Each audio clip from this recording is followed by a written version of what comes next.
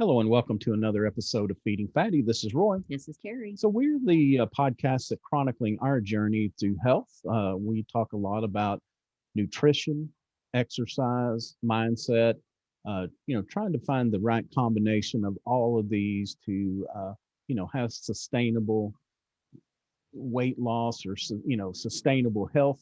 As I think I worry about it more that now getting older, I want to make sure that go into my older age in the best health I can. I don't want to outlive my healthiness, or I don't want to live longer than my health. So it's definitely something that's on our mind. And from time, we have a good mix of guests that come on, as well as just talking about where we are, and then also we talk a lot about diabetes and diabetics. So anyway, today's no different. Terry, I'm going to let you introduce our guest.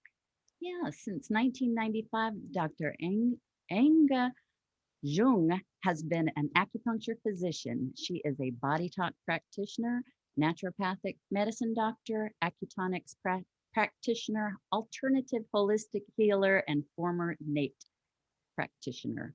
Her experience treating patients in the clinic made her realize that allergies are the cause of much dysfunction in the body, and they contribute to many diseases, even when allergies weren't the main concern. By treating allergies along with the acupuncture treatment, results improved dramatically.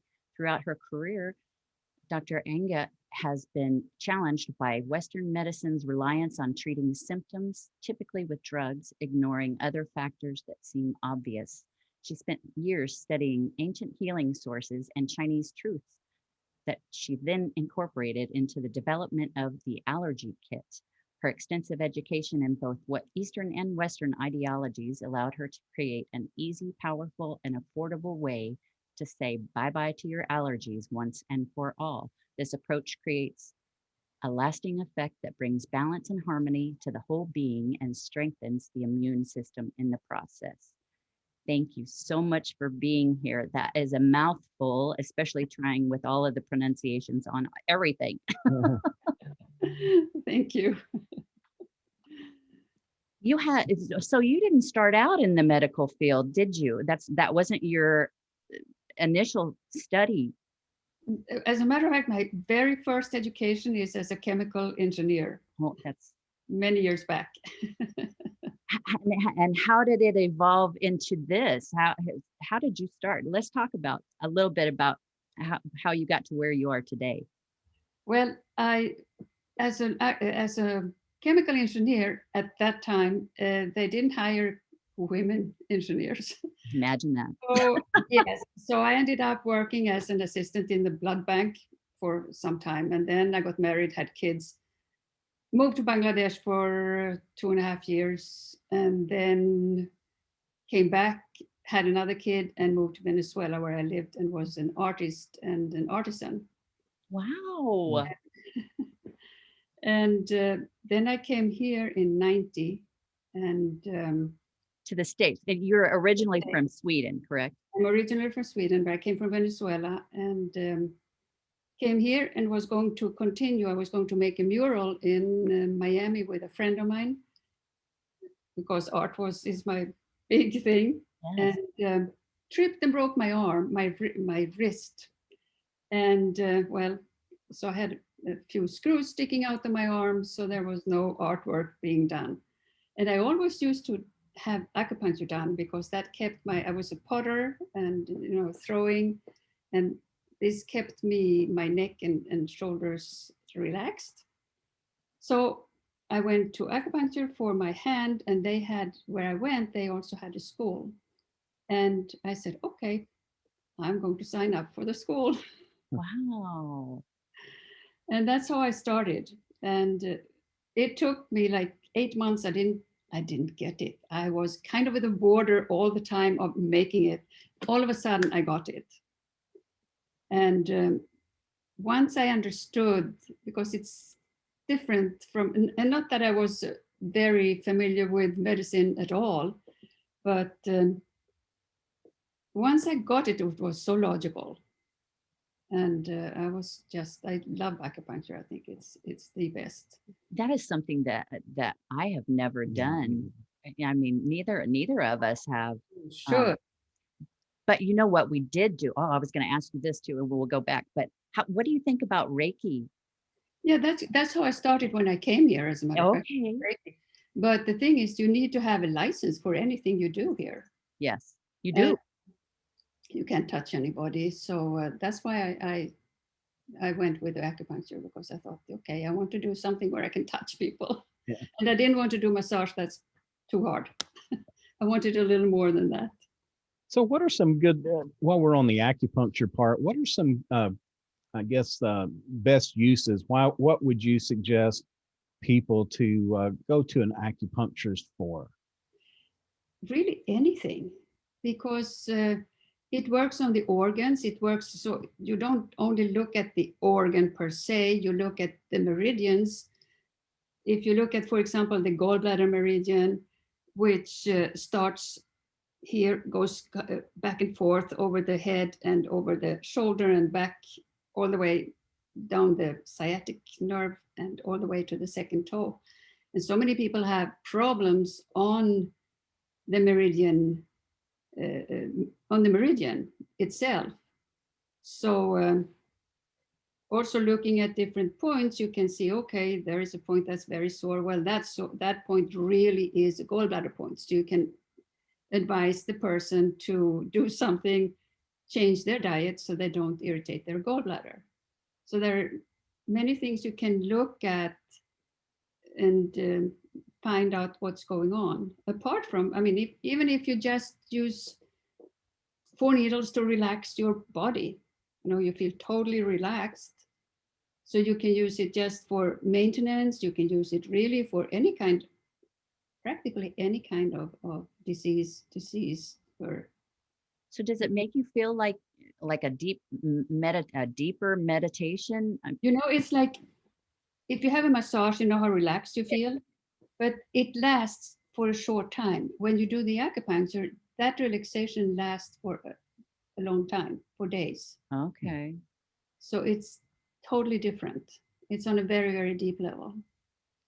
So would people make return trips for, I guess, basically the same thing, or do you wait till you have a specific need? And, No, I like to work with somebody at least 10 times. And sometimes they have one specific thing they want to work on. And of course, some people, they come and they have had it for 15, 20 years, and it might take longer to fix it, so to speak. But once their problem is fixed, it's very good to at least once a month to go for maintenance and just keep yourself relaxed and everything. Acupuncture can really deduct also if there's something going on. So no, I definitely recommend acupuncture. So Okay. anything, I mean, anything from a pain that you may have to a habit that you have, like a smoking habit, or Even that, with what I do now is, of course, a combination with my allergy kit, because smoking is an allergy to nicotine, sugar, and vitamin B. oh, I have them treat with a basic allergy kit plus the nicotine, vial for nicotine and smoking. And it's the same with alcohol, really. That's an allergy to alcohol, vitamin B, and sugar. People who either they quit smoking or they quit alcohol, they crave sugar. yes. And that's because the alcohol, of course, turns into sugar, but also the nicotine, the cigarettes, when they harvest the leaves, the tobacco leaves, they spray them with molasses. So by constantly, when they make the cigarettes, so when you constantly smoke, it is sugar. So you get used to that. I never knew that. So I had one patient who did everything to quit smoking, even went to the doctor and got drugs for it. It didn't, her addiction to cigarettes did not stop until I treated her for sugar and wow. Yeah, that kind of takes us, I guess that makes a good segue to our next one. This is what I've been waiting to ask you since we talked, previously a month or so ago. But you make a comment, or I read in your literature that whatever we have an allergy to, we can crave that. So if we're allergic to sugar, we will crave sugar. That's interesting concept. Could you talk a little bit about that? Well, with the sugar, it is many faceted in a way. I think when you have an allergy, for example, sugar, you crave sugar. What it does when you eat sugar, you give into that, you eat the sugar, that creates Candida albicans, which is an overgrowth of bacteria. So if you try to get, excuse me, if you try to get off of the sugar, the bacteria in your intestines, they're sitting there, give me sugar, I can't reproduce.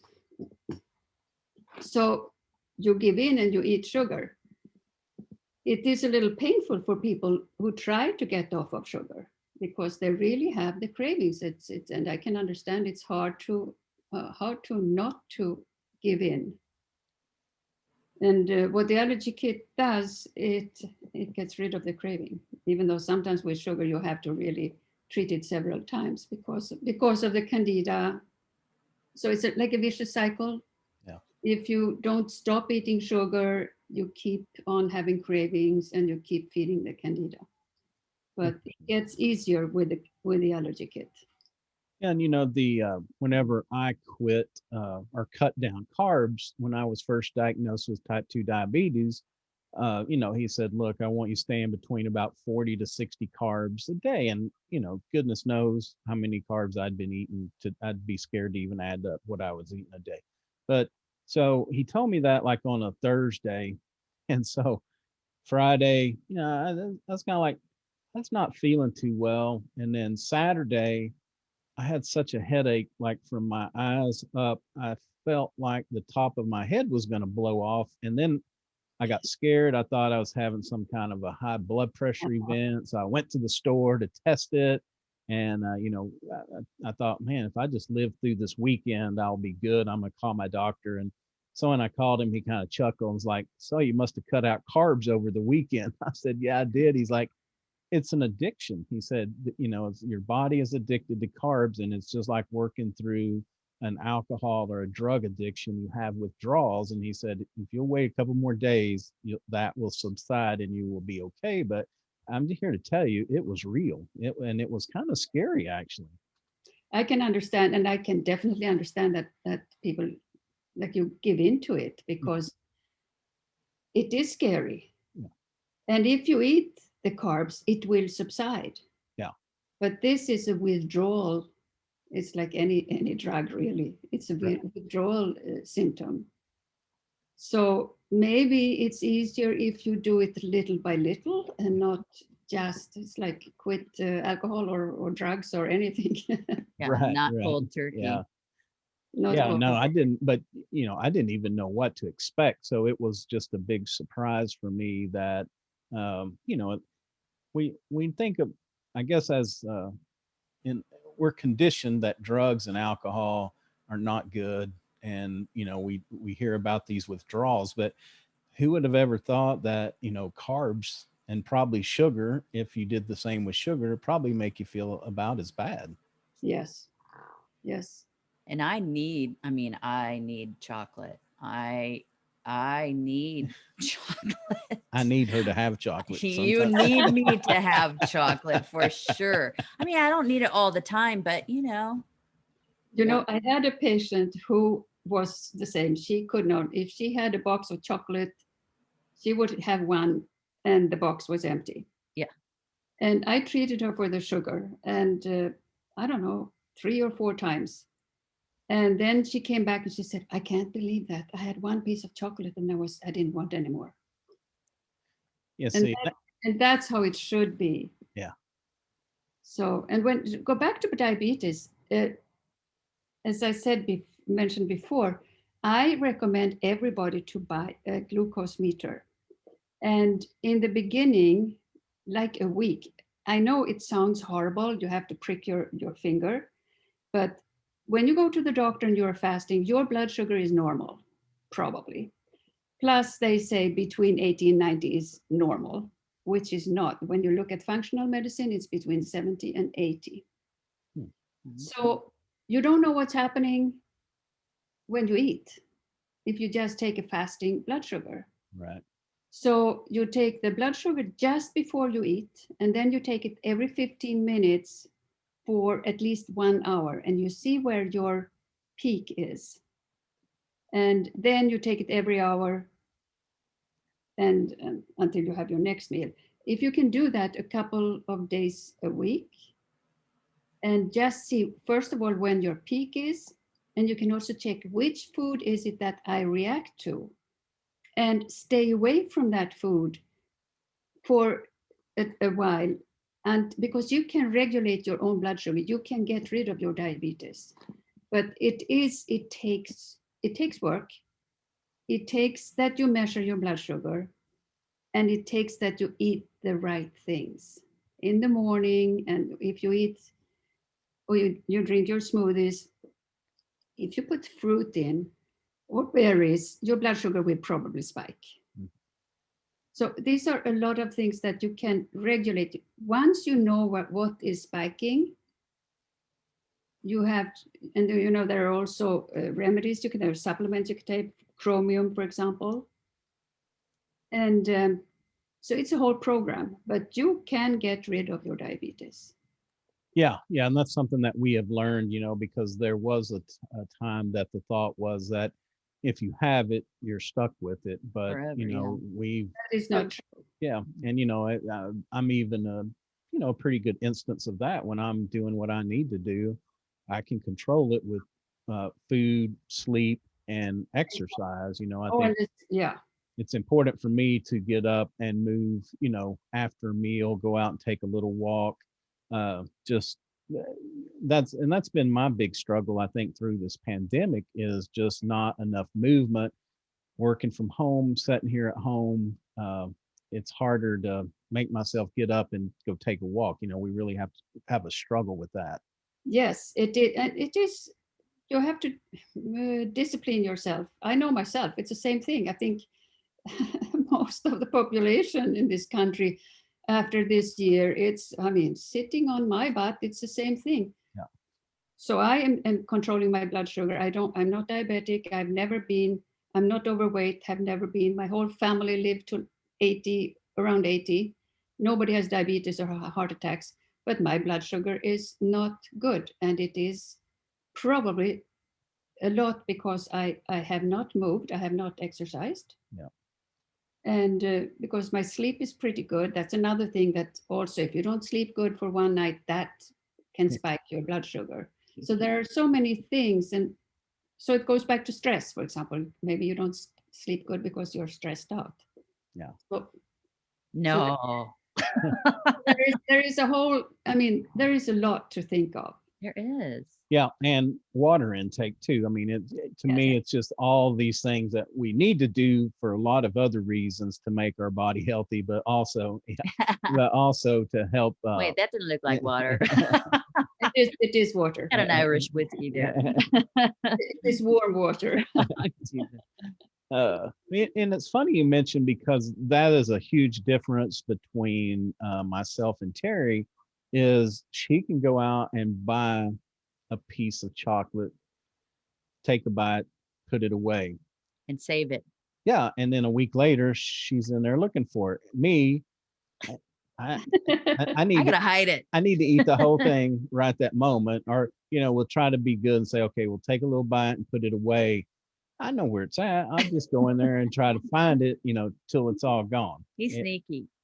Yeah, it's not good for you. Yeah. No.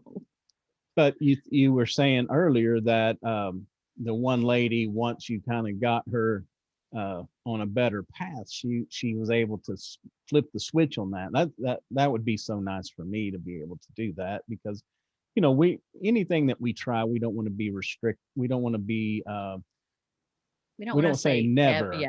No, deprived. We don't want to be deprived. We don't want to say, no, I can never have that. No, you can never have a glass of wine. No, you can never have a cup of coffee. Right.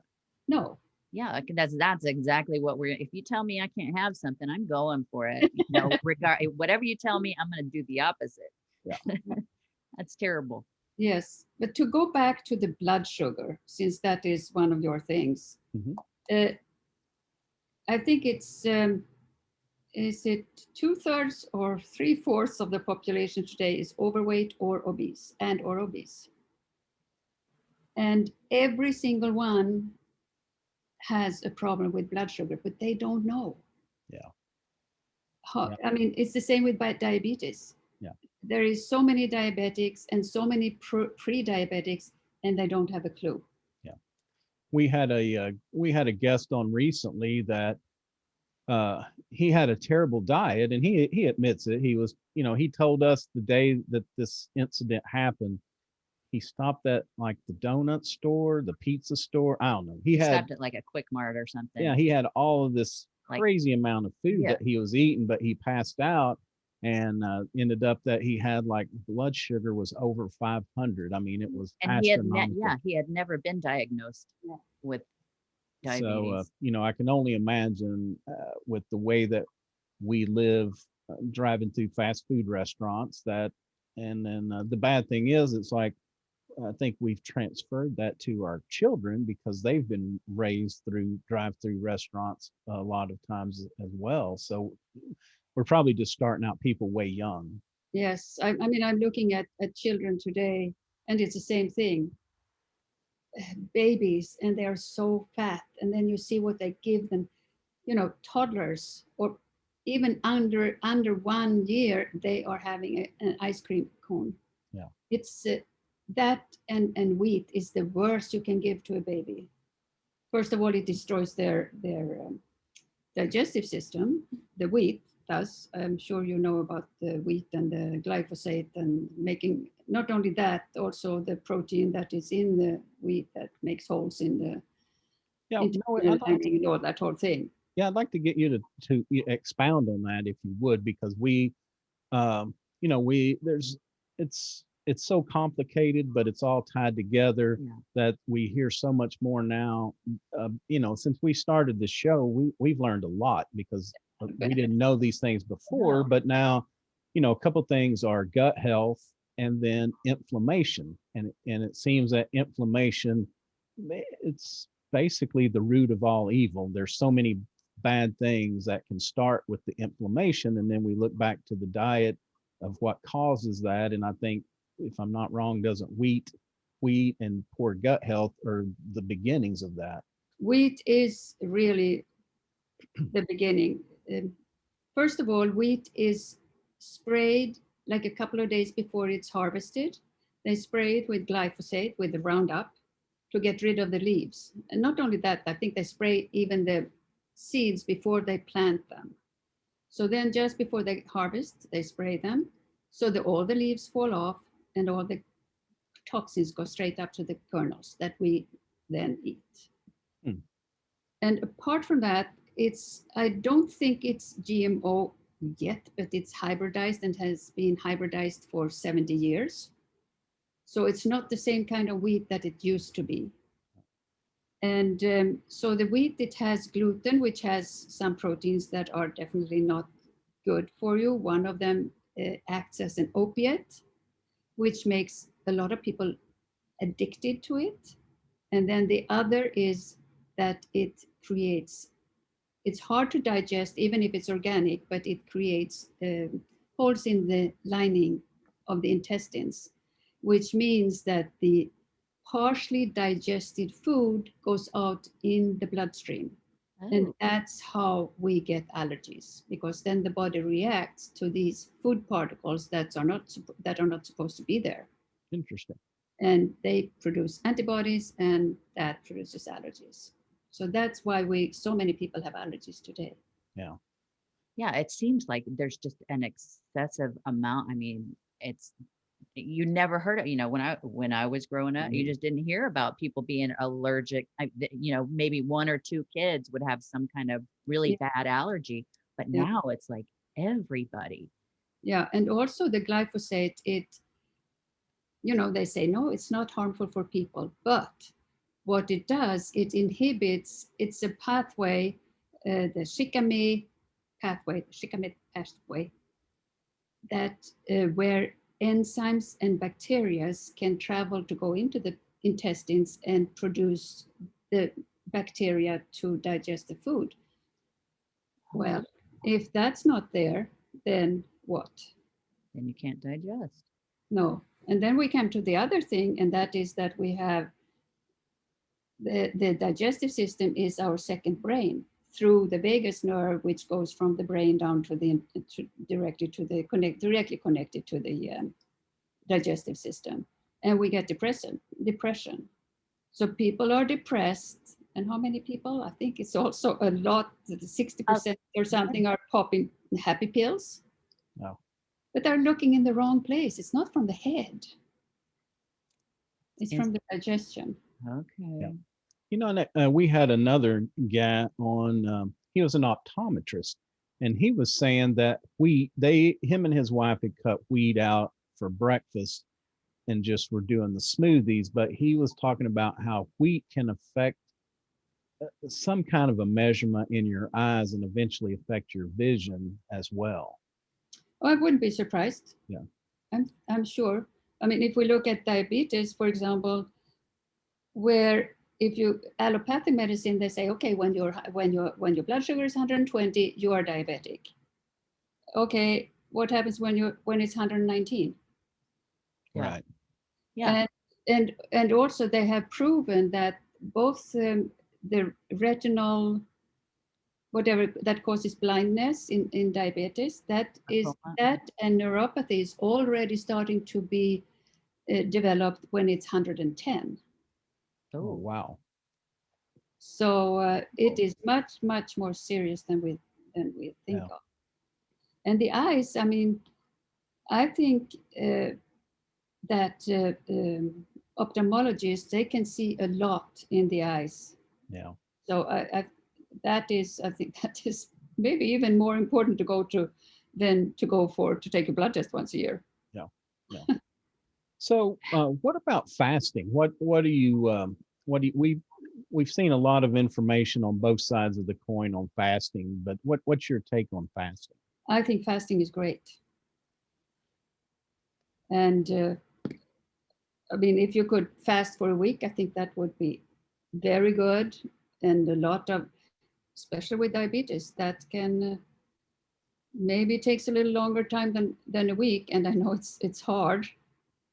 The first 2-3 days are the worst.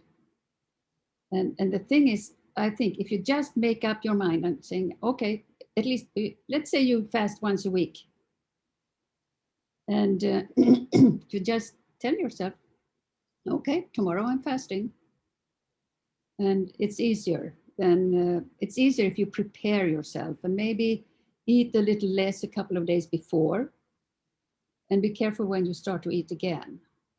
Yeah. Oh, yeah. Yeah. Well, and I mean, if you did fast, tried to fast once a week or intermittent fasting or whatever, I lost it. See, I need something for my brain too, for my short-term memory. Oh my gosh, I had something. No, it just gives your digestive system time to repair itself so it can fend off whatever it is that is going on down there, right? Yeah. No, I definitely believe in fasting, even though it is, no, or I'm going out tomorrow night. I can't fast now. There are so many excuses. Yeah. So, but starting with intermittent fasting is great. Yeah. Yeah, because we had spoken pre-show about that we had been doing plant-based eating and only eating at noon and then at 6 or 7 o'clock in the evening, and then nothing in between. Maybe a smoothie, but as much water as we possibly could. No, that can also be a very good way to go into maybe a 3-day fasting, because it is beneficial. Yeah. It absolutely is beneficial. And you're a big advocate of food diaries as well, correct? Yes, that's the best way, I think, to detect what you react to. and how you feel, everything, how your sleep is at night, you write down everything, how you feel if you have a downer at 3 o'clock in the afternoon, or if you feel like a truck hit you in the morning when you wake up, all these things to write down, that can give you a very good picture of your own health. Yeah, and Roy has a what'd you get, a new Fitbit that is measuring your sleep level? Yes. Yeah. I just, my other unnamed watch, it kind of cratered on me, but I didn't use it anyway. I was I was disappointed from the time I bought it. So I went back to the Fitbit, and I love it because it does the sleep tracking, your heart rate, and I think the other one did too. I just couldn't figure it all out. But then this one here has a good prompt, like get up every hour and get 250 steps in, which when I can stay on that, again, like I say, is that at the end of the day, I've got 2,500 steps already, and I didn't have to go out and do anything. So when I can add a little, if I can add a morning walk, a noon walk, and then an evening walk to that, it just really helps me reach the goals that I have set to do. And then the sleep, because that's something, it's one of my triggers. It's something that sometimes I can't avoid with things that need to get done. So, I can tell the nights or it'll tell me, these nights when I don't get my sleep, and typically it's length related. I just need to sleep longer. I never have trouble going to sleep. Never. No, he can go. He's a guy. We always talk about. He's a dude. His head hits the pillow and he's out like a light. I do the same thing. But what I do is I try not to go on the computer for an hour before and do some meditation or read or something. And like 8 o'clock, I just clean myself and do everything ready to go to bed. Whenever I start to yawn, that's when I go to bed. And I fall asleep immediately. And the brain and the liver, they detox between 11, that's gallbladder also, but the whole thing is between 11 and 3 o'clock in the morning. So it is so important that you get that cleansed. So if you shoot that till after, people who go to bed at 2 o'clock in the morning, they really screw their brain off of being cleansed, and the liver too. It's big because I don't mind admitting that is probably one of my downfalls, the beginning of bad things for me.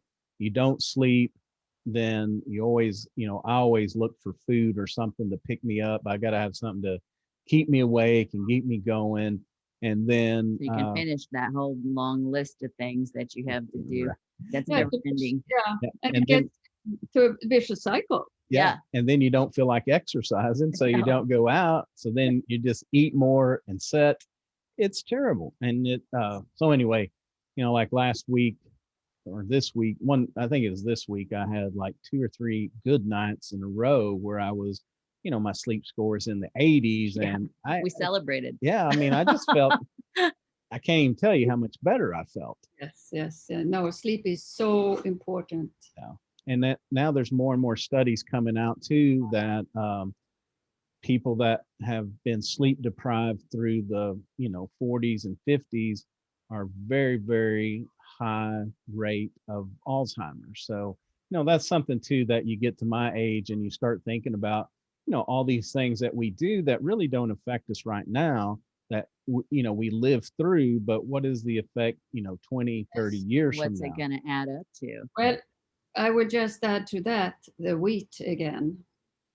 Wheat affects the memory, and they have proven that if they take old people, well, I shouldn't say I'm that age myself, but if they take them off of wheat, their memory gets better, their behavior gets better, everything gets better.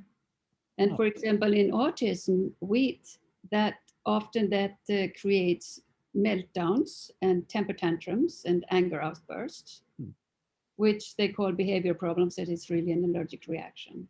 Interesting.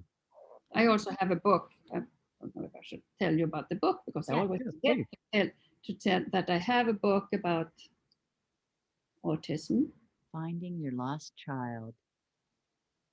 Yeah, Interesting. because that's another thing. I mean, that's another thing, you know, along with all the people with allergies, there are all these autistic cases. And I didn't know if maybe I didn't pay attention before or if it just wasn't something that was brought out Well, that, you know, there were so many cases of autism. the prospect, what do they call it? The prospect, the projection of autism in 34 is 1 in 2. Oh my And God. 80% are males. So has it, Wow.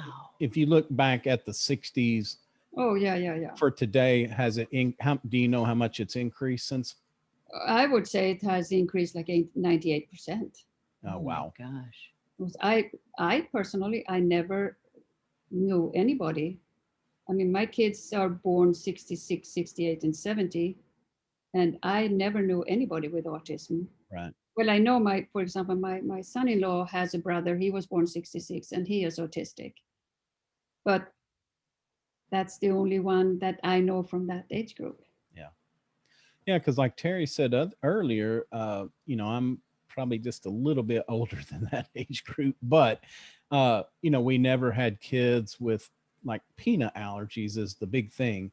And when I was Yeah. in school, I never knew anybody all the way through school that had any kind of a bad enough allergy that they had to avoid, you know, eating a certain food or doing a, you know, a certain activity. No, Yeah. Peanut butter and jelly. I never even thought twice about taking a peanut butter and jelly sandwich. That was my go-to lunch. Yeah.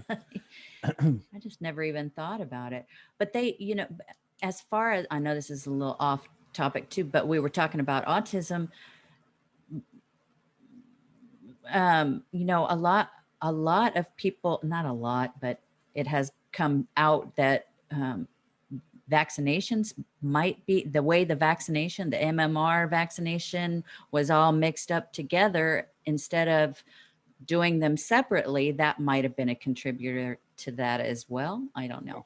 I mean, I can't say anything really about that more than, first of all, I think they're giving the vaccinations far too early before the brain barrier is developed. And I think they're giving far too many in too short of a time. Mm.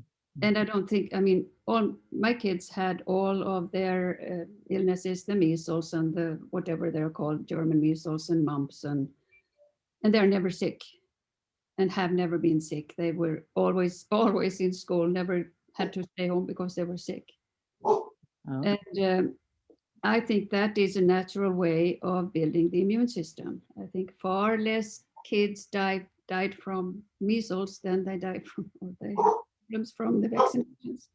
I think Ada's trying to join the conversation. She sees something in the backyard. Oh my Oh, gosh. might be a deer. Yeah.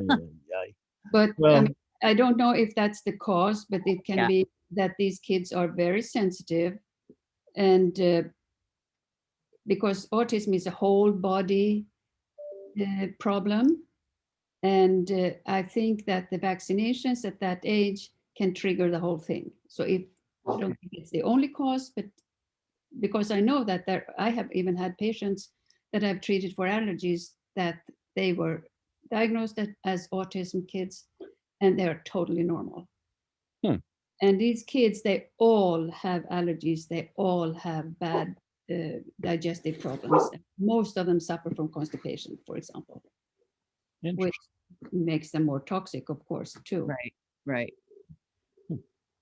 Well, can we go back to the allergy kit? How would somebody even know I wouldn't even know what to think I was allergic to, or even know to come in to get tested. How would somebody? Well, I consider that everybody is allergic.